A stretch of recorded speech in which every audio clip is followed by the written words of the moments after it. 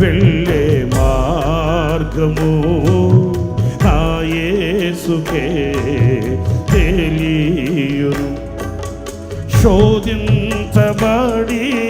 మీదట నేను సువర్ణమై మారెదను. శోధించబడిన మీదట నేను సువర్ణమై మారెదను. నేను వెళ్ళే మార్గము నా యేసుకే తెలియును. జలములలో బడినే వెళ్ళిన అవి నా మీద పారవు. జలములలో బడినే వెళ్ళిన అవి నా మీద పారవు. అగ్నిలో నేను నడచిన జ్వాలలు నన్ను కాల్చజాలవు. అగ్నిలో నేను నడచిన జ్వాలలు నన్ను కాల్చజాలవు.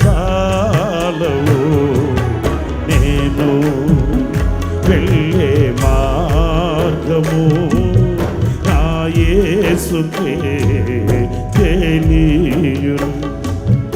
నేను వెళ్ళే మార్గము నా యేసుకే తెలియును. శోధించబడిన మీదట నేను సువర్ణమై మారెదను. శోధించబడిన మీదట నేను సువర్ణమై మారెదను.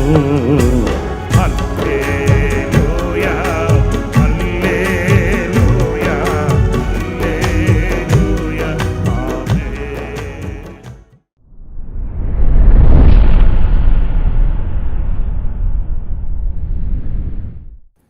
Praise the Lord. ప్రభు అయిన యేసుక్రీస్తు నామములో మీ అందరికీ మా హోసన్నా మినిస్ట్రీస్ తరపున హృదయపూర్వకమైన వందనాలు తెలియపరుస్తున్నాను. ప్రియులారా, మిమ్మల్ని అందరినీ దేవుడు ఆశీర్వదించి దీవించునుగాక.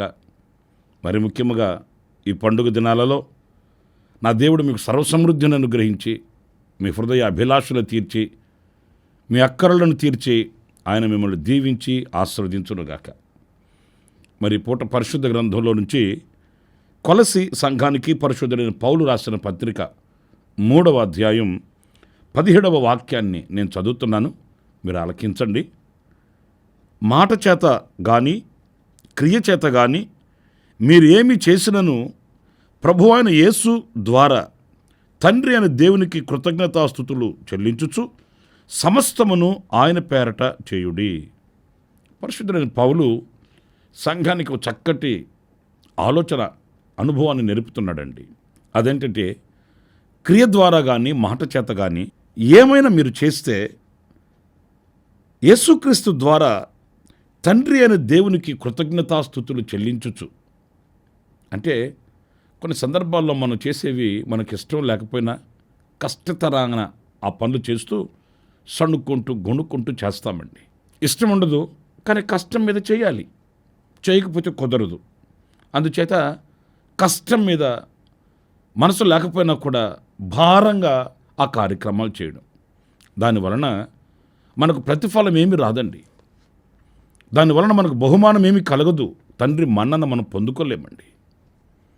దేవుని మందిరానికి వెళ్ళాలంటే విసుగుతో వెళ్ళడం, దైవ కార్యక్రమాలలో పాలు పొందాలంటే విరక్తితో సణుక్కుంటూ చేయడం, ఇలాంటి శ్రేష్టమైన ప్రతిఫలాన్ని అనుగ్రహించే వాటిని ఇష్టపూర్వకంగా మనం చేయలేము. అందుకే అవి దేవునికి ప్రీతికరముగా ఉండక దైవ దీవెనలు మనం పోగొట్టుకుంటూ ఉంటామండి.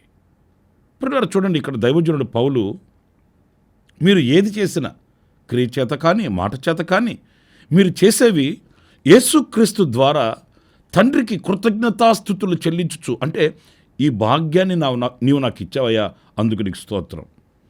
ఈ సమయాన్ని నీవు నాకు అనుగ్రహించావయ్యా, అందుకు నీకు స్తోత్రం. ఈ ఆధిక్యతను నీవు నాకు అనుగ్రహించావు, అందుకు నీకు స్తుతి చెల్లిస్తున్నాను.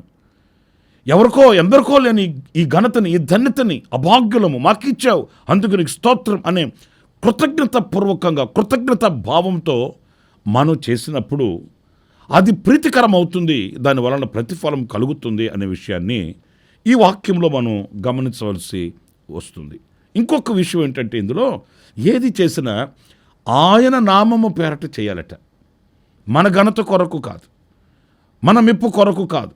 లేకపోతే మనకున్న అలవాట్లు ఏంటంటే, మా పెదనాన్న పేరట చేస్తున్నాను, మా చిన్నమ్మ పేరట చేస్తున్నాను, మా తమ్ముడు పేరట, మా అన్న పేరట చేస్తున్నాను అని మనకు నచ్చిన మెచ్చిన వాళ్ళ పేరట కొన్ని కార్యక్రమాలు చేస్తుంటామండి. ఏదైనా వస్త్రాలే దానం చేసినా, అంత భోజనమే పెట్టినా, అంత నేడే చూపించినా, ఎవరికైనా ఏదైనా మనం సహాయం చేయాలని పూనుకున్నా దానికి ఎవరినో ఒకరిని అడ్డుపెట్టి వాళ్ళ పేరట ఆ కార్యక్రమాలు చేసి మనను పొందుతూ ఉంటాము, మనుషుల మెప్పును కోరుకుంటూ ఉంటాము. ప్రియులారా, నేను ఒక మాట చెప్తాను, మనుషుల మెప్పు పొందుకున్నంత మాత్రాన మనకి ఏం ఒరుగుతుంది? మనుషులు మనల్ని షబాష్ లేకపోతే బళా అన్నంత మాత్రాన మనకి ఏం తరుగుతుంది, ఏం ఒరుగుతుంది? ఏమి కలగదు, మనం సంతృప్తి పొందడం తప్ప. అదే మనం దేవుని పేరట, నా దేవుడు చూస్తున్నాడు, ఆయన నామానికి మహిమ కలగాలి, ఆయన నామానికి ఘనత కలగాలి, ఆయన నామం స్తుతించబడాలి, ఆయన నామం అన్ని జనుల ఎదుట అది ప్రకటించబడాలి అన్నట్లుగా ఆయన నామము పేరట గనక ఏదైనా మనం చేస్తే తప్పక దానికి ప్రతిఫలం కలుగుతుందండి. దైవజన్ లేసన గారు చెప్తుంటే నేను విన్నానండి. ఒక ఆయన దేవుని మందిరంలో మంచినీళ్ళ కుండ ఒకటి తీసుకుని వచ్చి పెట్టడానికి ఊరేగింపుగా తీసుకొని వచ్చాడంటండి. కుండ ఎంత, దాని భాగ్యం ఎంతండి? ఆ మంచినీళ్ళ కుండని దేవుని మందిరానికి తీసుకురావడానికి ఆ మంచినీళ్ళ కుండ మీద, మట్టి కుండ, దాని మీద పెయింట్తో తన పేరు, తన ఇంట్లో ఉన్న వాళ్ళ పేర్లు అన్నీ వ్రాసి దానికి ఊరేగింపు పెట్టి ఊరేగింపుగా తీసుకుని వచ్చి దేవుని మందిరంలో అంత ఘనతగా అందరూ తెలిసేటట్లుగా ఆ కుండను పెట్టి అబ్బో ఏదో గొప్ప కార్యం చేసినట్లుగా ఆయన మరి ఫీల్ అయిపోతున్నాడట. ప్రియమైన దేవుని బిడ్డలారా, అల్పమైనదే చేసింది కానీ దానిలో ఏదో ఘనత పొందుకోవాలని ఆశించడం, వీటి వలన మనం ప్రతిఫలాన్ని పొందుకోలేమనే విషయాన్ని మనం మర్చిపోకూడదండి. మనం ఏది చేసినా దేవునికి మహిమ కలగాలి, ఆయనకి స్తుతి కలగాలి, ఆయనకి స్తోత్రం కలగాలి. ఒకరు ఆకలి తీరిస్తే ఆ ఆకలి తీర్చిన అనుభవంలో దేవునికి మహిమ కలగాలి. అందులో మనం దేవునికి చెందవలసిన ఘనతని, దేవునికి చెందవలసిన ఆ మహిమను మనం దొంగిలించే దొంగలుగా మనం ఉండకూడదండి. చేసింది మేలే కాదనట్లేదు, కానీ అది దేవునికి ఘనతగా ఆయన పేరట చేస్తే కదా మనకు ప్రతిఫలం కలుగుతుంది. మీరు పరిశుద్ధ గ్రంథంలో మార్కు సువార్త 9వ అధ్యాయం 41వ వాక్యం చూడండి. మీరు క్రీస్తు వారిని నా పేరట మీకు గిన్నెడు నీళ్లు త్రాగనిచ్చువాడు తనకు రావలసిన ఫలము పోగొట్టుకొనడని మీతో నిశ్చయముగా చెప్పుచున్నాను. ప్రియులారా, చూసారండి, ఈ వాక్యంలో మనం గమనించినప్పుడు గిన్నెడు చన్ననీళ్ళు కనుక మనం ఎవరికైనా ఇస్తే మనకు రావాల్సిన ప్రతిఫలాన్ని మనం పోగొట్టుకోమట, గిన్నెడు చల్లనీళ్ళకే. అయితే ఈ గిన్నెడు చల్లనీళ్ళైనా ఆయన నామం పేరట చేయాలి. నువ్వు ఎంత చేసావు, ఎంత ఇచ్చావు అని కాదు, ఎలా చేసావు అనేది ప్రాముఖ్యమైనదండి. మనం ఏం చేస్తాము? ఘనమైన వాళ్ళకే మనం సహాయం చేస్తాం, బలమైన వాళ్ళకే మనం సహాయం చేస్తాం. మరలా మనకు అది అప్పగించే వాళ్ళైతేనే మనం వాళ్ళకి మేలు చేస్తామండి. అంతేగాని మనం ప్రభు పేరట చేస్తున్నాము అని దీన దరిద్రులకు కానీ, పేదవాళ్ళ అయిన వారికి కానీ, లేని వారికి కానీ మనం గుప్పిలు విప్పలేమండి. నేను ఒక మాట చెప్తాను, తిరిగి మనకి ఇచ్చే వాళ్ళకి మనం సహాయం చేస్తే ప్రయోజనం ఏముంది? కానీ ఒక పేదరికంలో నిలిచి, ఆకలి దప్పులతో నిలిచి, వస్త్రహీనులై ఉండి ఎవరైనా మనకు కనబడినప్పుడు వాళ్ళకి ఆయన నామం పేరట మనం ఏదైనా చేస్తే గిన్నెడు చల్ల నిలిచినా చాలంటండి. ఎంత మధురమైన మాట చూడండి. ప్రాముఖ్యంగా నేను ఈ పండగ దినాలలో ఈ మాట మీతో ఎందుకు చెప్తున్నానో అనేది మీకు అర్థమై ఉంటుందని నేను అనుకుంటున్నాను. నాది నాకే, నాది నా కుటుంబానికే, నాది నా పిల్లలకే, నాది నేనే అనుభవించాలి అనే భావనతో కాకుండా మీరు ప్రతిఫలాన్ని పొందుకోవాలి, దేవుని యొద్ద నుంచి బహుమానాన్ని మీరు పొందుకోవాలి, దేవుని యొద్ద నుంచి ఒక ఆశీర్వాదం మీకు కలగాలంటే గుప్పిలు విప్పగలిగిన వారమై ఉండాలి. ఆయన పేరట మేలు చేయగలిగిన మంచి మనస్సు మనకు ఉండాలండి. ప్రియమైన వారలారా, ఈరోజు మన పరిశుద్ధ గ్రంథాన్ని చేతబట్టుకొని పవిత్రంగా బ్రతకగలుగుతున్నామంటే దీనికి ఎంతోమంది ప్రాణాలు అర్పించిన వాళ్ళు ఉన్నారు. మరి వాళ్ళకి మనం ఏమి చెల్లించగలమండి? దీని కొరకు అహర్నిశలు పాటుపడ్డ వాళ్ళు ఉన్నారు, ఎందరో బలి అయిపోయిన వాళ్ళు ఉన్నారు, ఎందరో తమ జీవితాల్ని అర్పణగా అర్పించుకున్న వాళ్ళు ఉన్నారు. వాళ్ళందరికీ ప్రభువు ప్రతిఫలం ఇవ్వకుండా మానుతాడా? లేదండి. తగు ప్రతిఫలాన్ని నిశ్చయంగా ఆయన వారికి అనుగ్రహిస్తాడు. ఎందుకంటే ఈరోజున కోట్ల మంది ప్రజలు, లక్షల మంది ప్రజలు ఆయన సన్నిధిలో నిలిచి అనర్గళంగా ఆరాధించగలుగుతున్నారు. వాళ్ళు దేవుని వాక్యాన్ని చదవగలుగుతున్నారు, వెలుగులో నిలిచి పరిశుద్ధులైన దేవుని మహిమపరచగలుగుతున్నారంటే దీని కొరకు కృషి చేసిన వాళ్ళు, తమ జీవితాలను త్యాగం చేసుకునే వాళ్ళు, స్వార్థ పరినిమిత్తమై కన్నీళ్లు అనుభవించిన వాళ్ళు ఎందరో ఉన్నారు. వాళ్ళకి ప్రతిఫలం కలగక మానదు. మరి ఈ రోజున మనం కూడా అలాంటి బాటని ఎందుకు ఏర్పాటు చేసుకోలేము? మనం అనేకులకు ఆశీర్వాదకరంగా ఉండేటట్లు, మనం అనేకులకు దీవెనకరంగా ఉండేటట్లు, మనం అనేకులని ప్రభు వైపు ఆకర్షించగలిగిన సాధనాలుగా ఉండేటట్లు మనం ప్రయాసపడలేమనే ప్రశ్న ఈరోజు మనందరికీ కలగాలండి. ఏదో మనం సమృద్ధిగా సంపాదించుకుంటున్నాము, చేతి నిండా డబ్బులు ఉంటున్నాయి, ఇంటి నిండా జనం ఉంటున్నారు, అంతటితో సమాప్తం చేసుకుంటున్నాం. కానీ ఈ దీవెన నేను నలుగురికి ఎందుకు పంచకూడదు? నలుగురికి ఆశీర్వాదకరంగా నేను ఎందుకు ఉండకూడదు? నలుగురికి నేను ఆనందాన్ని కలిగించే విధంగా నేను ఎందుకు ఉండకూడదు అనే ప్రశ్న ఈ మాటలు వింటున్న మీ అందరికీ కలగాలని ఈ పండుగ దినాలలో నేను మీకు ఈ వర్తమానాన్ని వినిపిస్తున్నాను, మీకు తెలియపరుస్తున్నాను అనంటే మీలో అలాంటి ఆశ కలగాలని హృదయమారా నేను కోరుకుంటూ ఈ మాటలను మీకు తెలియపరుస్తున్నాను. ప్రియులారా, గిన్నెడు చలనీళ్ళు ఇస్తే ప్రతిఫలం పొందకపోడు అన్నప్పుడు ఆ మంచి కార్యాలు చేయడానికి ప్రభు పేరట, మన ఘనత కొరకు కాదు, ప్రభు పేరట ఆ కార్యాలు చేయడానికి మనం ముందుకు వెళ్ళాలని దేవుని వాక్యాన్ని బట్టి నేను మీకు సవినయంగా వినిపించుకుంటున్నాను. మరొక మాట, పరిశుద్ధ గ్రంథంలో యోహాను సువార్త 16వ అధ్యాయం 23వ వాక్యాన్ని చదివినప్పుడు, ఆ దినమున మీరు దేని గూర్చి నన్ను అడుగరు, మీరు తండ్రిని నా పేరట ఏమి అడిగినను ఆయన మీకు అనుగ్రహించునని మీతో నిశ్చయముగా చెప్పుచున్నాను. ప్రియులారా, చూడండి ఇక్కడ చక్కటి మాట. అదేంటంటే, నా నామము పేరట తండ్రిని మీరు ఏది అడిగినను ఆయన మీకు అనుగ్రహించునని. అంటే మనం ప్రభువుని అడిగేటప్పుడు ఆయన నామం పేరట అడగాలి. మనం ఏది చేసినా ఆయన నామం పేరట చేయాలి, ఏది అడిగినా ఆయన నామం పేరట అడగాలి. ఎందుకంటే ఆయన నామం గొప్ప నామం, ఆయన నామం పరిమళ తైలం, పోయబడిన పరిమళ తైలం. ఈ రోజున మనం ప్రార్థన చేస్తున్నాము, ప్రభు సన్నిధిలో అర్జిస్తున్నాము, ప్రభు సన్నిధిలో కన్నీళ్లు కారుస్తున్నాము, మంచిదే. కానీ మనం అడిగే మనవులు ఎవరి నామంలో అడుగుతున్నాము? ఎవరి నామంలో మనం అర్జించుకుంటున్నాము? ఆయన పరిశుద్ధమైన నామంలో, పవిత్రమైన నామంలో తండ్రిని ఏది అడిగినా ఆయన అనుగ్రహిస్తాడని యేసుక్రీస్తు చెప్తున్నాడు కదా. మరి ఎందుకు అడగలేకపోతున్నాము ఆ నామమందు? అంటే ఆ విశ్వాసము మనలో కలగక అడుగుతున్నాము, కానీ ఆయన నామమందు అడగట్లేదు. ఇక్కడ నేను ఒక మాట చెప్పి ముగిస్తాను. అదేంటంటే, ఆయన నామమందు అడగడం అంటే ఏంటి? ప్రార్థన అంతా అయిపోయిన తర్వాత యేసు నామములో అడుగుతున్నాము తండ్రి అని అనడం మాత్రమేనా? కాదు. అది అందరూ అడుగుతారు కదా, అందరూ ప్రార్థన చేస్తారు కదా. ఎవరు ప్రార్థన చేసిన ఆఖరిలో యేసు నామమందు అడుగుతున్నాము తండ్రి అనే కదా అడుగుతున్నాం అనంటే, దీంట్లో ప్రత్యేకత ఏంటి అనంటే, యేసు నామమును మనం నమ్మి అడగాలి ప్రభువుని. అంటే అర్థం ఏంటంటే, యేసుక్రీస్తు నా అక్కర్లు తీర్చగలిగిన వాడు, ఆయన నామమందు నా ప్రతి అవసరం తీర్చబడుతుంది, ఆయన మహిమైశ్వర్యంలో నుంచి నా ప్రతి అవసరాన్ని ఆయన తీరుస్తాడు అనే నమ్మకం మనకు కలిగి ఉండాలండి. ఆయన నామాన్ని మనం విశ్వసించకుండా, ఆయన పేరును బట్టి ఆయనను మనం నమ్ముకొనకుండా, ఏదో అడగాలి కనుక, ప్రార్థించాలి కనుక మనం ప్రార్థన చేస్తే ఎలా మనకు ప్రతిఫలం కలుగుతుంది?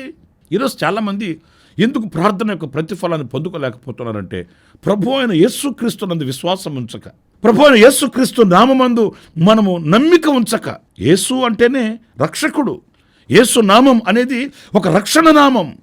ఏ పరిస్థితులలో నుండి అయినా, ఏ స్థితిగతుల మధ్యలో నుండి అయినా మనల్ని రక్షించగలిగిన, కాపాడగలిగిన, తప్పించగలిగిన నామం యేసు నామం. మరి అలా విశ్వసించి అడుగుతున్నామా? ప్రార్థన చేస్తూనే ఉంటాము, మన ఆలోచనలు మనం ఆలోచిస్తూనే ఉంటాము, ప్రార్థన చేస్తూనే ఉంటాము, మన దారులు మనం వెతుక్కుంటూనే ఉంటాము. ఎవరైనా సహాయం చేసేవాళ్ళు ఉన్నారా? ఎవరైనా అక్కర్లు ఆదుకునే వాళ్ళు ఉన్నారా? ఫోన్ కాల్స్ వెళతానే ఉంటాయి, ఫోన్లో మాట్లాడుతూనే ఉంటాము. మరలా ఏమో నేను నిన్ను నమ్ముకున్నాను ప్రభువా అంటుంటామండి. ప్రియులారా, ఆయనను పూర్ణంగా విశ్వసించి, ఆయనను పూర్ణంగా నమ్మి మీరు ఆయన నామం పేరట ఏది అడిగినను తండ్రి అనే దేవుడు ఆ కార్యమును సఫలం చేస్తాడు, అవి అనుగ్రహిస్తాడని వ్రాయబడి ఉంది. అందుకే యేసుక్రీస్తు పుట్టక మునిపే ఆయన నామాన్ని దేవాతి దేవుడు తెలియపరిచాడండి. ఆయన పుట్టక మునిపే, ఎందుకంటే అది తండ్రి నియమించిన నామం, అది తండ్రి నిర్ధారించిన పేరది. ఆయనకు యేసు అని పేరు పెట్టబడును అని లేఖనాల్లో మనం యేసుక్రీస్తు పుట్టక మునిపే చదువుతాము. అంటే అది పుట్టక మునిపే తండ్రి అనే దేవుడు నిర్ధారించి నియమించి ఈ లోకానికి అనుగ్రహింపబడిన గొప్ప నామం యేసునామం. గనుక ఆ నామమందు మనం ప్రార్థించి ప్రభు దగ్గర ప్రతిఫలాన్ని పొందుకోవాలి. ఈ పండుగ దినాలలో మీ అవసరత ఏదైనా, మీ అక్కర ఏదైనా, ఏ ఆశతో ఉన్నారో, ఏ కాంక్షతో ఉన్నారో, ఏ వాటి కొరకు మీరు ప్రార్థన చేస్తున్నారో, ప్రియులారా నేను ఒక మాట చెప్తాను, మీరు యేసు నామమును విశ్వసించి ప్రభువుని నమ్ముకొని మీరు అడిగి చూడండి. తప్పనిసరిగా మీ హృదయ వాంఛను నా ప్రభు తీరుస్తాడు. తప్పనిసరిగా నా ప్రభు నీ కోరికను సిద్ధింప చేస్తాడు. నీ హృదయంలో నుంచి వచ్చిన ప్రార్థన ఆయన అంగీకరిస్తాడు. నీ హృదయంలో ఉన్నటువంటి ప్రతి ఆ యొక్క ఆశని ఆయన నెరవేర్చి తృప్తిపరిచి నిన్ను సాక్షిగా నిలబెట్టుటకు శక్తిగల దేవుడు నజరేయుడైన యేసు. గనుక ఈ రోజున ఆయన నామము పేరట మీరు ఏది చేసినా ప్రతిఫలాన్ని పొందుకుంటారు. ఆయన నామము పేరట మీరు ప్రార్థన చేస్తే ప్రతిఫలాన్ని పొందుకుంటారనే విషయాన్ని మీరు మర్చిపోవద్దు. ఆ రీతిగా ప్రార్థన చేయండి, ఆ రీతిగా మీరు అనేకులకు సహాయం చేయండి. నా దేవుడు మిమ్మల్ని గుప్పిలు విప్పి దీవించి ఆశీర్వదించునుగాక. నా దేవుడు మీ హృదయ వాంఛను తీర్చి తృప్తిపరచునుగాక. ప్రార్థన చేసుకుందామా? తల నుంచి కళ్ళు మూయండి. ఆశ్చర్యకరుడైన తండ్రి, జీవాధిపతి అయిన ప్రభువా మీకు వందనాలు. నాయనా, మేము ఏది చేసినప్పటికీ మీ నామము పేరట చేయాలి అని లేఖనాల్లో వ్రాయబడి ఉంది. అది మీకు కృతజ్ఞతాస్తుతి చెల్లించుచు ఆ కార్యాలు చేయాలని లేఖనాలలో వ్రాయబడి ఉంది. మేము చదువుతూ ఉన్నాము. ఆ రీతిగా సణుగులతో, గొణుగులతో, సంశయాలతో కాకుండా ఒక సంతృప్తికరమైన మనసుతో సంతోషంగా నాయనా మీ నామము పేరట మేము ఏది చేసినా అది మాకు ఆశీర్వాదకరంగా ఉండేటట్లు కృపచూపమని వేడుకొనుచున్నాను. ఆ రీతిగానే మేము అడుగుతున్న మనవులన్నీ, మా హృదయంలో ఉన్న అభిలాష అంతయు కూడా మీరు నెరవేర్చాలి, మీరు మాకు అనుగ్రహించాలి అని అనుకుంటే అది మీ నామము పేరట మేము ప్రార్థన చేయాలని మేము తెలుసుకున్నాము. గనుక మీ నామాన్ని మేము విశ్వసించి, మీ నామము మేము కొనియాడుతూ మీ సన్నిధిలో ప్రార్థన చేస్తున్న మనవులన్నీ మీరు అంగీకరించి మీరు మాకు సహాయం చేసి ఆశీర్వదించమని ఈ ప్రార్థనలో ఏకీభవించిన ఒక్కొక్కరిని ప్రభు మీ చేతులకు సమర్పిస్తున్నాను. నిండైన దీవెనలు మీ బిడ్డలకు మీరు అనుగ్రహించి నడిపించమని యేసు ప్రశస్త నామములో ప్రార్థన చేసి వేడుకొనుచున్నాను తండ్రి. Amen, amen. ప్రభు మిమ్మల్ని ఆశీర్వదించి దీవించునుగాక. మరి ముఖ్యంగా ఈ దినమంతా విశేషమైన కృప నా దేవుడు మీకు తోడై ఉంచునుగాక. అలాగే జన్మదిన శుభవేడుకను జరుపుకుంటున్న వారులారా, నా దేవుని యొక్క దీవెన, నిండు ఆయుష్, ఆరోగ్యం నా ప్రభు మీకు అనుగ్రహించునుగాక. కన్నీళ్లలో ఉన్న కుటుంబానికి నా దేవుని కటాక్షం కలుగుగాక. ఆమెన్. ప్రతిదినము ఈ అనుదిన కృపాను సందేశముల కొరకు, ఇంకా మరిన్ని ఆత్మ సంబంధమైన సందేశాల కొరకు ఈ మా యూట్యూబ్ ఛానల్ ను సబ్స్క్రైబ్ చేసుకోండి. Pastor Ramesh hosanna ministries.